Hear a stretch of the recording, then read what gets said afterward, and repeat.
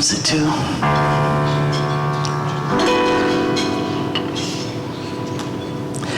There's a saying old says that love is blind. Still we're often told, seek and ye shall find.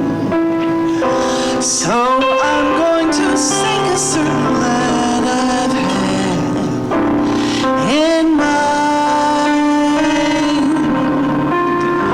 Looking everywhere, I haven't found him yet. He's the big affair I cannot forget.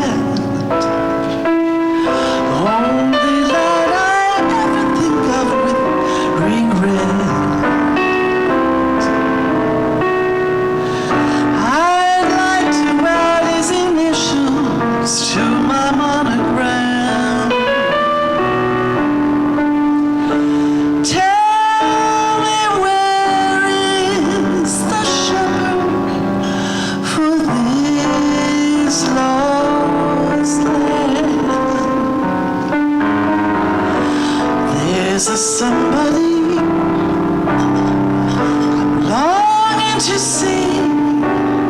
I hope that he turns out to be someone who'll watch over me.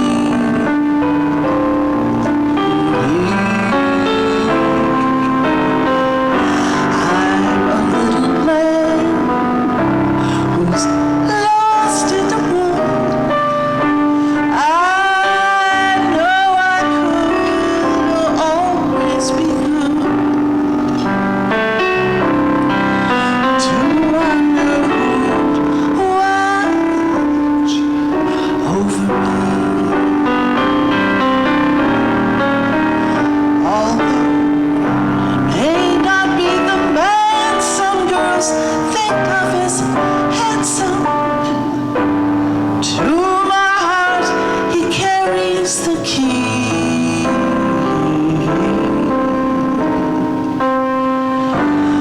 Won't you tell me, please? Put on some speed. Follow my lead. Oh, how I need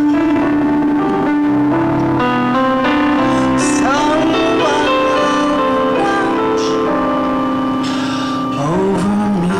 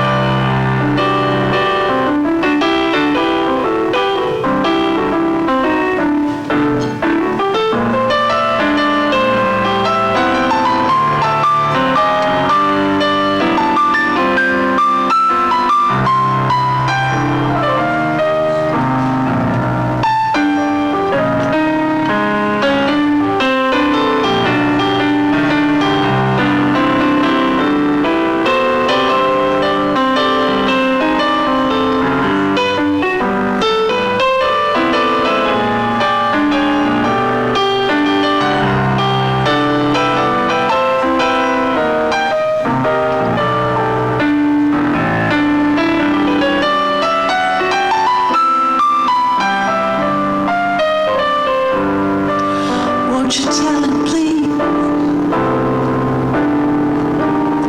Put on some speed, follow my lead. Oh, how I need someone who'll watch over me.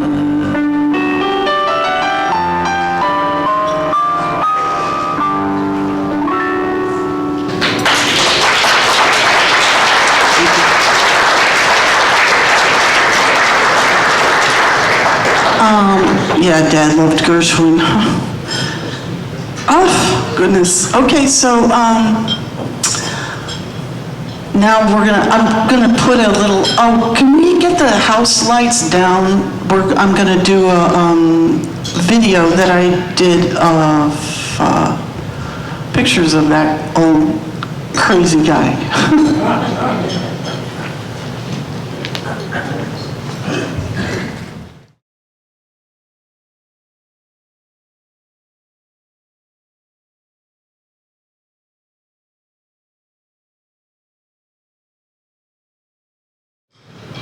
This guy's daughter's Helen. Yes. Thank you. I'm Helen. I'm one of 4 daughters. Hold the mic close. Hold it close, okay. I'm just really grateful for all that my dad taught us as far as appreciation of nature and music. We really did all get a lot of that from him, and adventure and exploration and travel. My daughter Dawn is 34. She's in Dubai now, so she couldn't make it. But with her husband Anthony and 2 very young daughters, she wrote this, which I will read. I'm gonna just turn it on. Okay. I traveled a lot with Granddaddy. Every time I visited his house, I traveled with him in that room between the garage and the kitchen, through his memories and trinkets. I traveled into the desert with him, always starting on the path through his cherished cactus garden. I traveled with him through the photos in that hallway, even though they were already so familiar, but he admired each intentionally and lovingly shared a new snippet. I traveled with him to his family farm in Yakima, Washington, and into and through the house he grew up in as a boy. He was a wonderful storyteller. He looked right at you and right at the thing we were looking at, and he told the story from the bottom of his heart and the bottom of his boots. Sometimes the same one, sometimes a different one, and sometimes a seemingly unrelated one. I would follow along, entertained equally by the story and the storyteller, laughing with him, at the story, a joyful ping pong. And I would just bask in his freedom of expression and his love, open-hearted, guffawing, and swinging around and carrying on with a charming and wild zest. He hugged fully, he laughed loudly, he spread his arms wide and stretched out those legs, and off we went on our travels together. I traveled the open road with him in his Model A or his giant sleeper van, taking the long back road together from Tucson to Phoenix. The only time I knew that drive could be anything but an operational necessity. And of course, the most wonderful gift of all, to travel anywhere in the world for a month. We went to Peru together, for which I will be forever grateful to him and Anne. They both shared so much with me, including their joyful, honest, and reverent marriage. I had a wonderful grandfather. So. Who else wants to talk?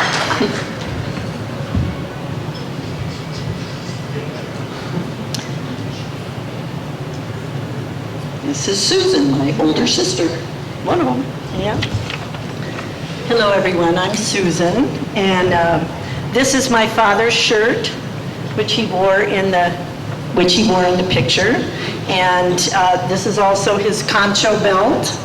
He was a great admirer of Southwestern jewelry, the really good old stuff. My father was really brilliant, and he was, as all of you who knew him, of strong opinion and incredible intellect, and there was a bit of the great Santini in him sometimes, which could be a little awesome for us, but he gave so much to us in ways of values and appreciating the world. He was one of the most, for a judgmental, opinionated man, which he was, he had one of the most open hearts. He welcomed all cultures.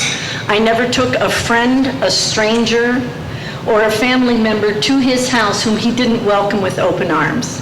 Didn't matter race, creed, class, political status, atheist or not, which he was devoutly. He welcomed everyone with open arms. And the thing that I think I appreciated about him most, as a child, I loved him so much. He showed us so much about nature, love of the ocean, camping where no man had gone before, a lot of adventures, but he put that wanderlust in all of us and the grandchildren. And his love of the ocean and everything in it. He and I were certified as scuba divers together. And for my graduation present from college, he gave me a week-long dive trip in Cozumel where we were diving like 5 times a day. It was incredible. And I still have a love for that. As a father, he was pretty demanding, and he had very high standards for himself, and for us it was pretty hard to meet at times. But when we became adults, he let go of the trying to mold, and he said to follow your passions. And he quit passing judgment. It was amazing. He became such a tender and compassionate father and grandfather. He was generous to a fault, and Ann had a lot to do with the change that he learned from other adults. He was still learning from his children. And when we gave him feedback, he took it in and he owned it, which is very unusual for a lot of parents, and that's something I really appreciate. Because he didn't believe, he wasn't a religious man as such, but he instilled in all of us, before it was called white privilege, or we knew to call it that if you had gifts and assets and resources to use that could benefit people, it was your responsibility to do for others who could not do for themselves. And that was the church of our house, I would say, and that's something that's carried on in all of the children and grandchildren. But we also, it was amazing, for as strong as his opinions were about religion, he paid for a private education in college for me to be a major in comparative world religions and philosophy. And there are a lot of parents who would not have done that. He really wanted us to follow our passions. And there are 5 of us, so we were all strong and opinionated and passionate people too, and had our ups and downs, and I never saw him pass judgment on people that we brought home to meet for relationships. He just asked me once in my first marriage, "Are you sure you really want to do this?" That's all he said. And that openness of heart made him welcome anybody that ever met him, knew how generous and open-hearted he was, that he would welcome anyone as long, as they were friendly, and I think that's one of the greatest gifts that he gave us, why he liked learning about different cultures and traveling all over the world. He was always willing to learn something new. And so I thank him very much for that. One of the stories I have of him, he raised us all to believe that if you cannot substantiate your opinions, then don't express them, because no one should have to respect you. You need facts, only the facts, ma'am, and be able to support your opinions, which is a really good way to think and live. And for that, I remember when I went to school, and I was a hippie, the no bra, big hair out to here. I was going to a college where there weren't any sororities, but the dorm that I lived in would have been a sorority for cheerleaders, had they had them. And the dorm mother was 75. She didn't like me because I was a hippie, and she wouldn't let anybody else room with me because she thought I was a bad influence. So then my dad came to visit me. He would go to Balboa Hospital every year for 2 weeks for part of his service in the reserves. He showed up in his handsome self, 6'4", in his dress blues to take me out to dinner at the Officers Club. And I was all dressed up, and all of a sudden this woman who did everything she could to kick me out of the dorm was fawning all over him and me. "Oh, your daughter, she's on the dean's list. We just love her so much." Because my father's presence. And that was a magic, it's a funny anecdote, but it also shows he could make anyone feel at ease. Everyone liked him, you know? He never made anyone feel like an outcast that I saw in my adulthood. And that the fact that he listened to his children when they were adults and accepted boundaries and respected opinions, or at least didn't express anything against them, that were different from his, show that he was still growing as a person.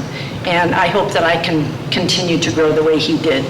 I'm the lucky one who got Beulah, his car, and I drive it. And my granddaughter, it's her favorite place to be. We go to the bakery in it, and she parade waves to everybody on the way. We honk the horn. It's her favorite thing to do. And I've christened her Beulah Mae Brown. And she will be continued to be driven with love and passed on to whomever can't do without her later. So, thank you, Dad.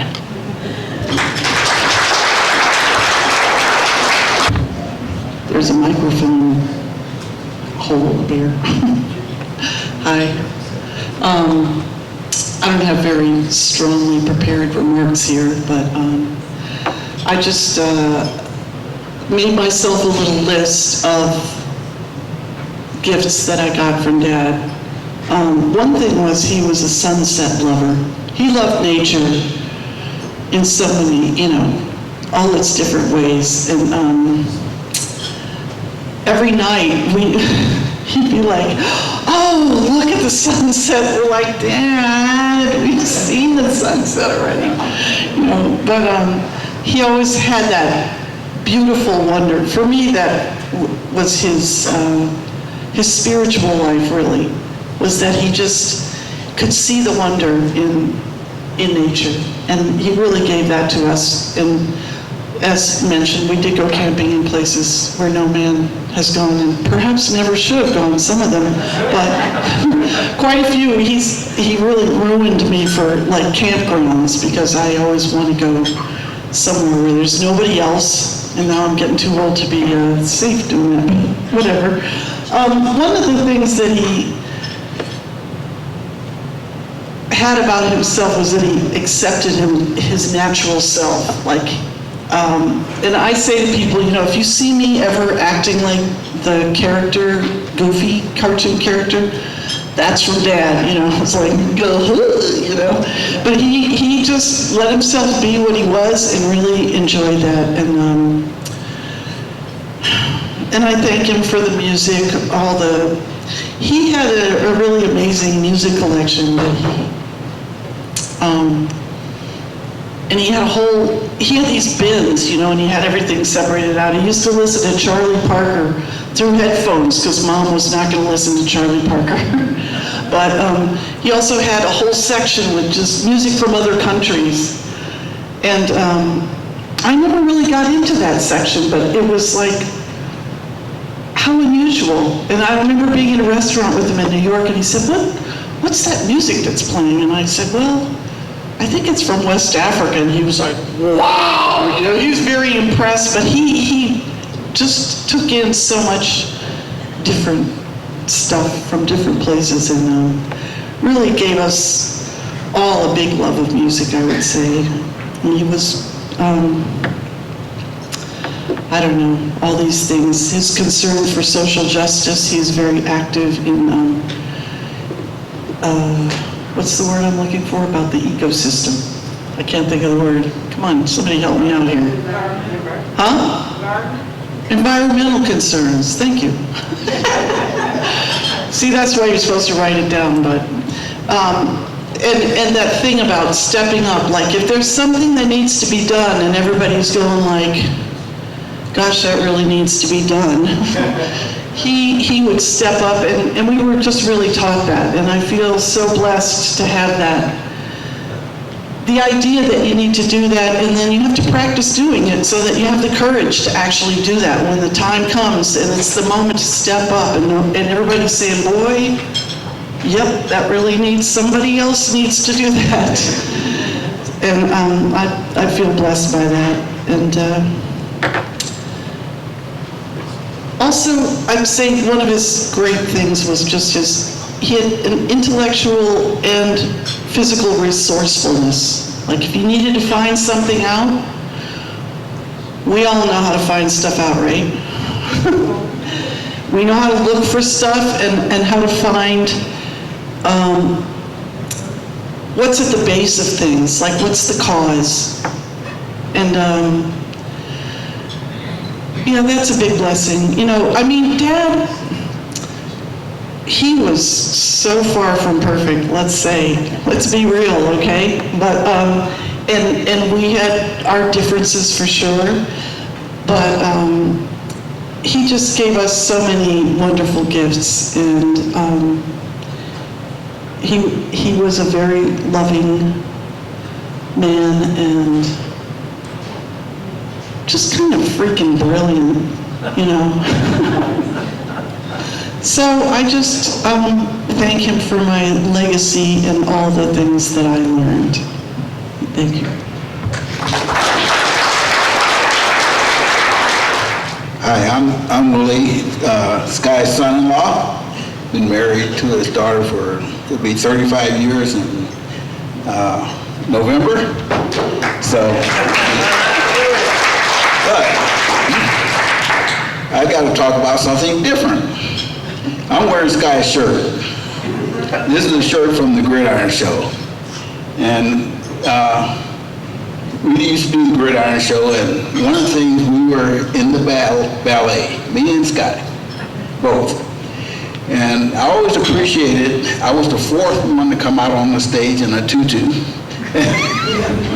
and he was, a lot of times, the first one.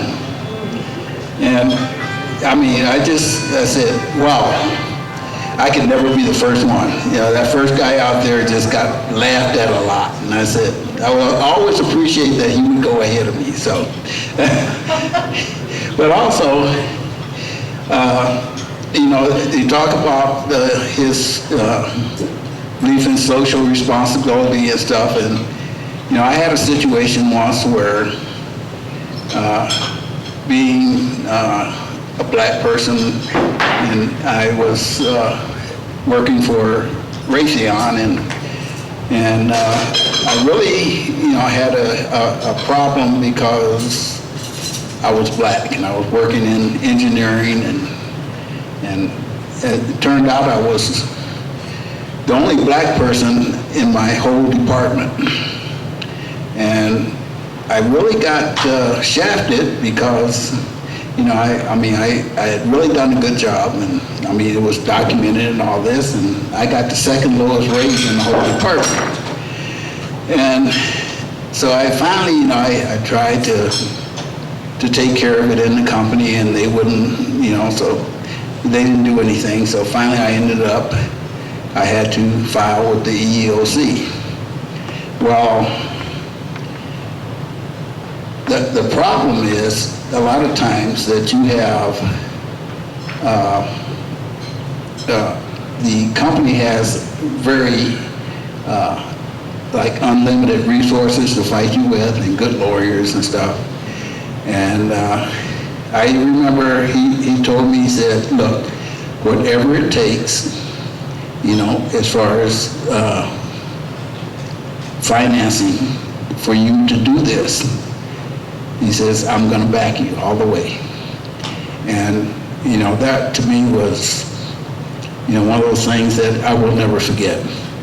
And as it turned out, I didn't need any financing because the company, when they finally decided that, oops, there's a problem here, and they actually remedied it, and it really shouldn't have gone that far. But, you know, but he was there to back me, and that sort of made it easier for me to actually stand up and do what was right. So I'll always, you know, remember him for that. And I want you to follow him in helping us with our chapel. And Marie led that process, and she raised the money for that chapel like a piece of cake. The money flowed in, and we got every dime we needed, and I milked Schuyler Hilts to the hilt. So that led me to write a poem that I want to read to you. It's a short poem, and it's an acrostic. An acrostic means that the first line of each line in the poem, the first word spells, if you look down the poem, spells Sky Hilts. So you can figure out where the letters are, but the poem is called Sky Hilts. Son of a...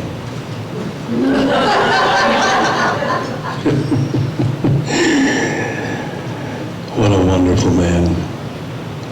Kept his sense of humor all his life.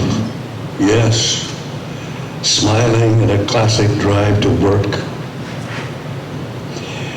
Hello. Laugh while you work. Imagine yourself hiking the world. Listen to the wind as the javelinas stop by. Take time out near your backyard trees. Sit at your piano and be grateful.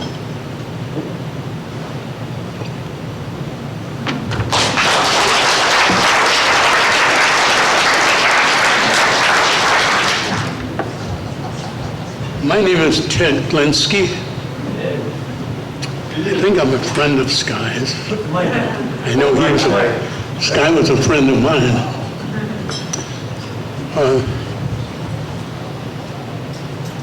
Sky had a good sense of humor. I remember when we would hug each other after an Al-Anon meeting, you knew you were being hugged, because he would squeeze you so hard, and I loved it. The last thing I think that I've been cooped up with this COVID thing. I live in a independent living home, and they're very strict there. I don't think we had one case of COVID out of about 700 people. So I had to stay there because of my age. Sky and I, by the way, are pretty close to the same age. I'm 96, and Sky was 95. And I remember that we were talking about our age one day. He had, as I said, a good sense of humor. And I said, what do you attribute your long life to? What do you attribute that to? This guy said, my birth certificate.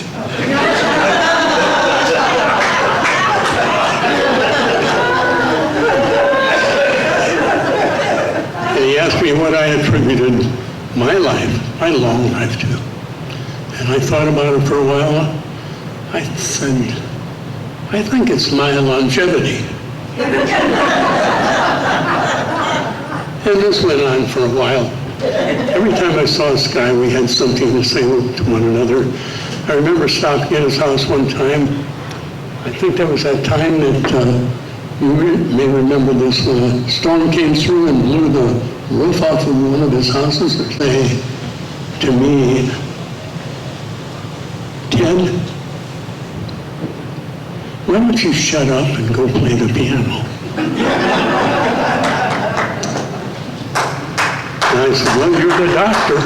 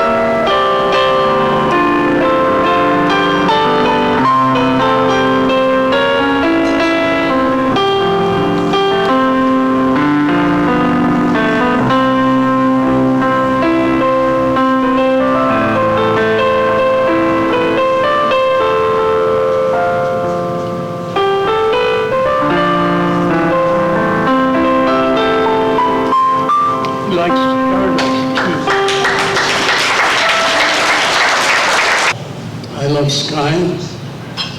The last thing I think I remember that he told me is, I love you too. He's a great man. If Ted looks familiar and you live in a nursing home, it's probably because he's come in and entertains quite often some of the service work that he does.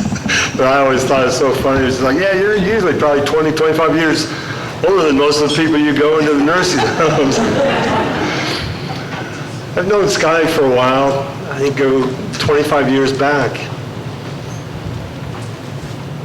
Some of the people don't know who you are. Okay. You should introduce yourself. Thank you. I'm the other Willie. Thank you. My name's Willie Shoemaker, and not only a friend of Sky's, but I've become a friend of the family. And I go back from men's fellowship. It's a novice fellowship, so I can't tell you what it is. You all know it's from an Al-Anon program, but it was a men's fellowship.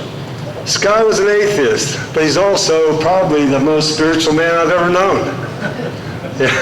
I always remember this one conversation I had with him about, he looked at me, he says, I admire, your prayers or the way you pray or the way you talk about your higher power.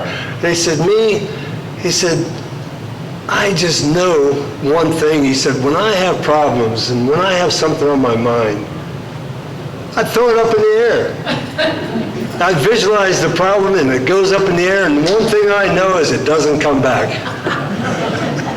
And I've told that story. It's like, he was a brilliant man, probably one of the most brilliant, intelligent human beings I've ever known. But he was a good man.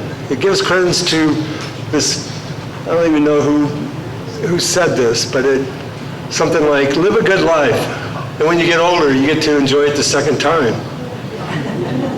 Sky was the epitome of that in my eyes. I never saw a bad side of Sky because it was always men's fellowship and it was all good times. It was all that type of getting to know Sky over the years. But that's one thing I can say is I really admired him greatly. And he definitely had a sense of humor.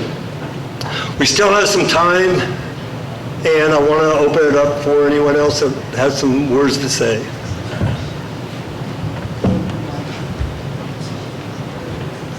Thanks, Willie. Please introduce yourself. My name is Pat. I was part of that fellowship, and two quick little memories of Sky that I had. One day the topic was God, and the conversation was going around the room, and I happened to be sitting next to Sky, and people were sharing their thoughts, etc. And he leaned over to me, and in his deep voice, he said to me, "Don't you think it's a little strange to have these older people have an imaginary friend?" And he just blew my mind. I wasn't ready for that at all. And I just turned over and I said, "I love you, Sky." One other thing that happened, in 2015, I did something really stupid. I was up on my roof and I fell off of it. And I had a pretty serious injury. I broke my neck, I broke my arm. I was banged up pretty bad. And after 2 weeks in the hospital, a week in intensive care, and then a week, and then they discharged me, I was home, and I was sitting there by myself, feeling sorry for myself. I had a big neck brace on and a broken arm, and I hear this "ooga, ooga" out front of the house. And I thought, what the hell is that? I looked out, and there he was in his 1935 Model A. Is it 31? Okay. And he came in, and by himself, I didn't really know him very well at all, but he had a kind heart, and he knew I was banged up, and he said he was making a house call, but he wasn't there as a doctor, although he was really a doctor for me at that particular time, not medical, but psychologically. And emotionally, he was very, very supportive and helpful and was a friend. And so he had a sense of humor and a big heart. Thanks.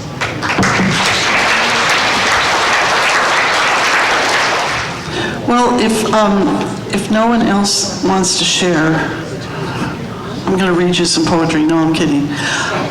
I loved your poems, but if I sat up here and read poetry, it would be bad news. But I'm going to just play another piece that Dad liked, and then I think we'll put the slideshow back on, and but not with the lights down, and you can just enjoy yourselves and chat and tell stories.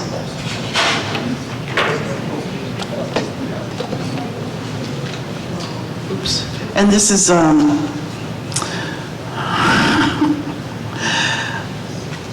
ironic. The title of this is Ain't Misbehavin', and we all know better.